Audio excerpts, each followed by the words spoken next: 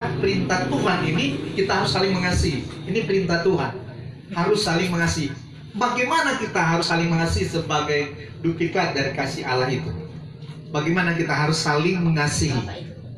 Nah, yang dimaksud dengan saling mengasihi ini adalah saling menguatkan. Katakan bersama, saling menguatkan. Ada orang yang sedang lemah imannya, atau lemah secara fisik atau sakit. Nah, kita harus menjadi pribadi yang menguatkan orang yang sedang lemah iman, atau dia sedang lemah fisiknya karena sakit. Kuatkan dia, jangan lemahkan. Karena ada orang yang ketika ada orang sakit, wah, dia datang bukan menguatkan tapi melemahkan. Aduh, karena so pucat sekali. Nah, itu kan melemahkan. Itu tanpa disadari sebenarnya sedang melemahkan. Nah, kalau kita menjadi duplikat kasih Allah, kita harus berkata hal-hal yang menguatkan kepada orang yang sedang lemah.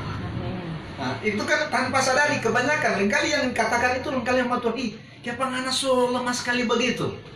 Padahal sebenarnya so mungkin hanya lemah sedikit, tapi so ada kata lemah sekali, sehingga perkataan so loyo sekali. Nah, sebenarnya tanpa disadari kita sudah tidak mengasihi orang itu, karena kita sedang melemahkan. Nah, harusnya kita belajar untuk kita selalu menguatkan orang yang dalam keadaan lemah. Amin. Nah, gitu. Jadi memang ini suatu hal yang harus kita praktekkan di dalam kehidupan kita. Kalau melayani nanti, kalau ada kelonggaran untuk melayani rumah sakit, seperti Ibu seringkali masuk rumah sakit. Nah, kita seringkali itu ketika lihat orang lemah, kita bilang, wah, puji Tuhan, Bapak sukacita, harus semangat. Amin. Nah, gitu. Ada kata-kata menguatkan. Hati yang gembira adalah obat. Jadi bikin sukacita orang yang sedang lemah. Firman Tuhan mengatakan kan hati yang gembira adalah obat yang manjur. Bukan hanya sekedar obat yang manjur. Nah, menguatkan orang supaya orang itu ada merasa sukacita mendengar perkataan kita yang menguatkan dia. Padahal mungkin dia merasakan dia sedang lemah ketika bilang, wih, Bapak semangat, Bapak ini seperti sehat-sehat saja. Perkataan seperti itu yang perlu kita ungkapkan untuk menguatkan orang yang sedang lemah.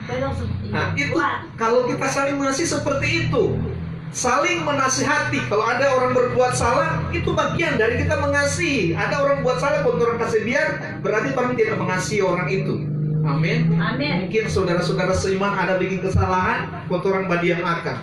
Nah, kalau orang saling mengasihi, maka orang harus katakan. Amin. Apa yang jadi kesalahannya, orang harus sampaikan itu. Itu bukan karena kita yang lebih benar sehingga menasihatkan orang lain, tetapi bagian dari kasih itu kita sampai menasihat. Bayangkan Tuhan menasihati umatnya, sampai ada perkataan firman Tuhan mengatakan bahwa barang siapa aku kasih, dia tegur dan apa? Kuhajar. Bagaimana kasih Allah diaplikasikan kepada manusia? Bahwa kalau dia mengasihi, dia tegur, bahkan dia hajar. Kalau pamalawang setelah dia hajar. So tegur kau masih melawang, dia ajar. Mungkin dia izinkan sesuatu terjadi, sakit terjadi. Seperti itu kemungkinan Tuhan izinkan supaya dia menyadari akan kesalahan. Amin. Nah, itu saling nasihat, saling menguatkan, saling menasihati. Kemudian saling mengasihi itu berbicara tentang saling membantu. Jadi tidak ketinggalan saling membantu orang lemah, saling menolong. Itu penting sekali. Itu saling membantu, itu adalah saling mengasihi sesama kita. Kemudian kita saling mendoakan, apalagi. Nah, kita harus saling mendoakan sesama kita. Kalau saling mendoakan kalau ada hamba-hamba Tuhan, mendoakan DP pelayanan. Kalau ada anak Tuhan yang melayani pekerjaan Tuhan, doakan. Kalau ada penginjil kita doakan. Amin. Nah, itu karena kita menjadi duplikat kasih Allah, sehingga ada saling mengasihi dengan cara kita mendoakan orang lain, mendoakan siapa saja, terutama mendoakan saudara-saudara seiman tentunya. Amin. Amin. Nah, itu kita menjadi duplikat dari kasih Allah itu sendiri. Hidup saling mengasihi. Amin. Bukan hidup saling mencintai.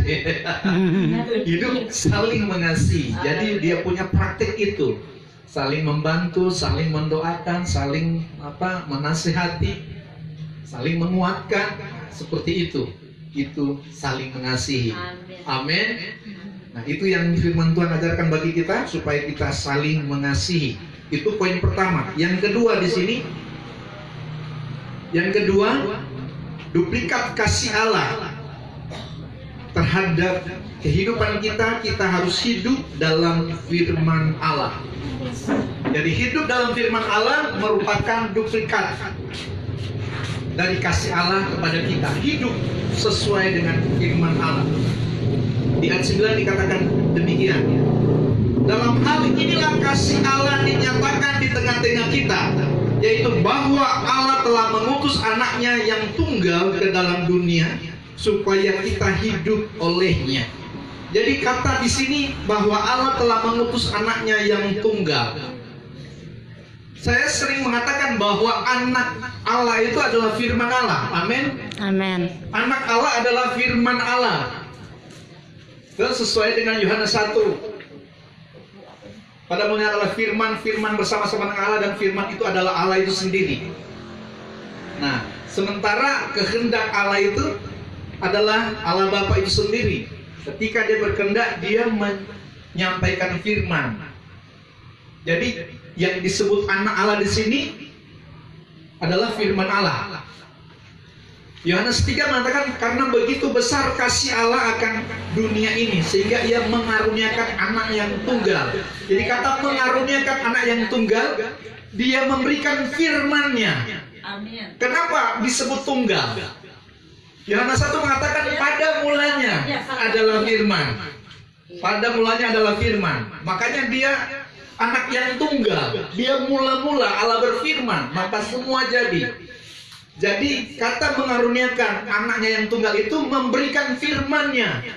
Amin. Memberikan firman-Nya kepada manusia. Nah, itu sebabnya di sini dia hampir sama dengan bunyi dari Yohanes 3 ayat 16 itu. Dalam hal inilah kasih Allah dinyatakan di tengah-tengah kita, yaitu bahwa Allah telah mengutus anaknya yang tunggal ke dalam dunia supaya kita hidup olehnya, supaya kita hidup oleh firman itu. Hidup oleh firman itu. Jadi anaknya yang tunggal adalah firman Allah itu sendiri, supaya kita hidup di dalam firman Tuhan. Ini merupakan satu duplikat yang harus terjadi di dalam kehidupan orang percaya, hidup di dalam kebenaran firman Allah. Kalau kita hidup dalam kebenaran firman Allah, berarti duplikat kasih Allah ada di dalam kita. Amin. Amin. Ada di dalam kita. Ketika kita menjadi pribadi yang hidup di dalam firman Tuhan, maka pertama kita harus percaya pada perkataan firman Tuhan. Yang kedua, kita harus hidup menurut firman Tuhan. Bukan hanya percaya, tetapi hidup menurut firman Tuhan. Itu yang Tuhan mau. Dia duplikasikan kepada kita supaya kita hidup menurut firman Tuhan. Amin. Kalau kita hidup menurut firman Tuhan, berarti kita menjadi duplikat Allah atau disebut sebagai anak Tuhan. Jadi seperti firman hidup kita, karena kita hidup menurut firman Tuhan, kita taat pada setiap perkataan firman Tuhan, sehingga segala sesuatu yang kita lakukan seperti untuk Tuhan. Amin. Karena hidup menurut firman Tuhan. Ini hal yang kedua penting sekali. Kalau kita hidup menurut firman Tuhan, ini adalah yang paling bernilai di hadapan Tuhan. Hidup menurut firman Tuhan berarti kita menyenangkan hati Tuhan. Ketika kita hidup menurut akan firman Tuhan. Yesus berkata, barang siapa mengasihi aku, ia harus menuruti perintah-perintah firman. Ketika kita turut akan perintah firman Tuhan, tanda kita mengasihi Allah. Dan itu harus terjadi dalam kehidupan kita. Karena ketika Allah mengasihi kita, harus ada hubungan timbal balik terhadap orang percaya. Kalau kita hidup karena kasih Allah, karena Dia yang lebih dahulu mengasihi kita, maka kita pun harus hidup mengasihi Allah. Amin. Amin. Barang siapa mengasihi Tuhan, harus menurut perintah-perintah firman Tuhan. Amin. Kalau kita tidak menurut firman Tuhan, berarti kita tidak mengasihi Allah. Padahal itu perintah utama, hukum yang utama. Kasihlah Tuhan Allahmu. Amin. Jadi kalau Tuhan tidak menurut firman Tuhan, sama dengan tidak menurut, tidak mengasihi Allah. Amin. Hidup sesuai dengan firman Tuhan. Kalau kita hidup sesuai dengan kebenaran firman Tuhan, berarti kita sungguh mengasihi Allah, dan kita akan hidup oleh firman itu. Amin. Hidup oleh firman itu berarti Tuhan akan membawa kita pada jalan menuju pada kekekalan. Karena firman itu kekal. Hidup menurut firman Tuhan, kita akan berjalan terus dalam kebenaran dan menuju pada kekekalan. Amin. Hidup olehnya. Jadi bukan hanya sementara. Ini perkataan hidup oleh firman Tuhan itu bukan hanya bersifat sementara, tetapi dia akan mengarah kepada hidup yang kekal. Makanya di Yohanes 3:16, bahkan siapa yang percaya kepadanya tidak binasa, melainkan beroleh apa? Hidup yang kekal. Tidak akan binasa. Haleluya. Dunia ini boleh binasa, tetapi ketika kita hidup oleh karena firman Tuhan, kita hidup dalam kebenaran firman-Nya, maka tidak ada kebinasaan yang kita akan alami, tetapi justru kita akan mengalami kehidupan yang kekal. Poin yang kedua, kita harus hidup di dalam firman Allah, harus menurut akan perintah-perintah firman-Nya, karena kita adalah duplikat kasih Allah itu. Kemudian yang ketiga, orang dapat melihat pribadi Allah dalam hidup kita. Saudara perhatikan ini di ayat 12 mengatakan demikian. Tidak ada seorang pun yang pernah melihat Allah. Saya belum lanjut ini. Jangan sampai ada yang menganggap bahwa tidak pernah ada manusia melihat Allah. Ingat, dia itu pernah datang. Berarti manusia pernah melihat Allah. Jadi konteks ini bukan hanya sampai di sini sebenarnya. Konteks yang dimaksud firman Tuhan. Ada teman saya bilang, di dunia ini tidak pernah ada manusia melihat Allah. Saya bilang, oh masa? dia pernah datang dong. Amin. Yesus itu kan Allah yang pernah datang. Manusia sulia. Amin. Firman Tuhan ini tidak bilang. Tidak ada. Dia bilang begini. Tidak ada seorang pun yang pernah melihat Allah. Betul. Firman Tuhan tidak bilang. Tapi dia lupa dari konteks di bawah. Dia lupa. Lihat di sini. Tidak ada seorang pun yang pernah melihat Allah. Jika kita saling mengasihi, Allah tetap di dalam kita. Amin. Dan kasih-Nya sempurna di dalam kita. Amin. Jadi selain Yesus pernah datang, dia sebagai Allah pernah datang ke dalam dunia, manusia sudah melihat dia tentunya. Di sini maksud firman Tuhan, orang dapat melihat pribadi Allah dalam hidup kita ketika kita menurut firman Tuhan, hidup menurut firman Tuhan. Dikatakan atau kita hidup saling mengasihi.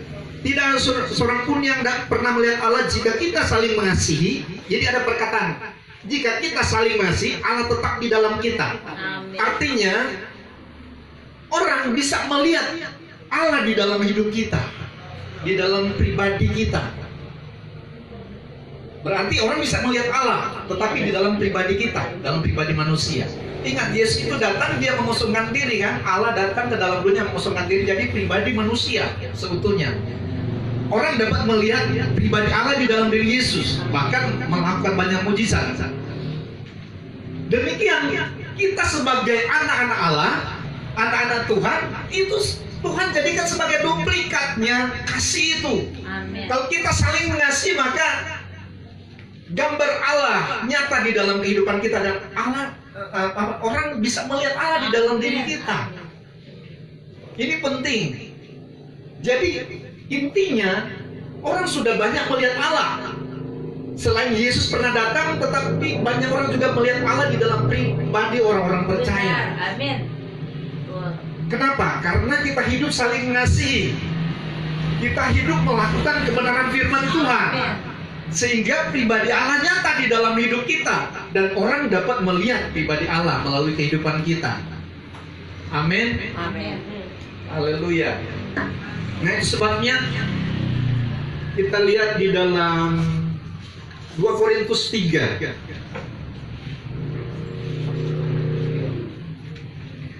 2 Korintus pasal 3 ayat 3. Saya akan bacakan 2 Korintus 3 ayat 3. 2 Korintus pasal 3 ayat 3. Karena telah ternyata bahwa kamu adalah surat Kristus yang ditulis oleh pelayanan kami, ditulis bukan dengan tinta tetapi dengan roh dari Allah yang hidup, bukan pada loh-loh batu melainkan pada loh-loh daging, yaitu di dalam hati manusia. Pada loh-loh daging artinya dalam hati kita, dalam terpancar di dalam kehidupan kita. Dikatakan bahwa kamu adalah surat Kristus. Kalau kita menjadi suratan Kristus karena kita hidup dalam kebenaran firman Tuhan, sebagai duplikat kasih Allah, kita melakukan menuruti firman Tuhan. Orang dapat melihat firman yang ada di dalam hidup kita. Ingat, firman itu adalah Allah. Amen. Orang bisa melihat firman yang ada dalam hidup kita melalui tindakan hidup kita, tutur kata kita, tindakan kita. Kita menjadi suratan Kristus yang dapat dibaca oleh semua orang. Amin. Jadi tanpa orang baca firman Tuhan, mereka bisa melihat dalam pribadi kita. Oh, ini memang orang-orang percaya kepada Yesus. Mereka adalah orang-orang yang mengikut Yesus. Mereka adalah murid-murid Yesus. Gambar Allah terpancar dari dalam kehidupan kita, dan orang dapat melihat pribadi kita sebagai kebenaran, sebagai firman yang hidup. Dikatakan kita adalah suratan Kristus. Jadi kalau kita hidup dalam kebenaran firman Tuhan, surat Kristus akan terbaca di dalam kehidupan kita. Orang dapat melihat pribadi Allah dalam hidup kita. Terkadang ada orang mengatakan, dia itu sama dengan malaikat kalau kita lihat. Ada teman saya, dia ajak saya jalan-jalan ke Manado, pergi berjumpa dengan dia di jemaat. Setelah tiba di satu jemaat yang kita tujui, ada salah satu jemaat yang mengatakan, kita kok lihat Pak pendeta ini seperti malaikat. Pendeta ini seperti malaikat. Amin. Amin. Malaikat ya, malaikat ada di samping aku. Jadi ada kemuliaan Tuhan. Jadi seperti itu, orang bisa melihat. Karena apa? Kita sudah menjadi suratan Kristus yang dapat dibaca oleh semua orang. Yang mereka lihat itu firman, bukan malaikatnya. Mereka lihat itu Allah yang ada di dalam hidup kita, pribadi Allah yang ada dalam hidup kita. Karena firman telah hidup di dalam kita. Amin. Kita menjadi suratan Kristus yang dapat dibaca oleh semua orang. Amin.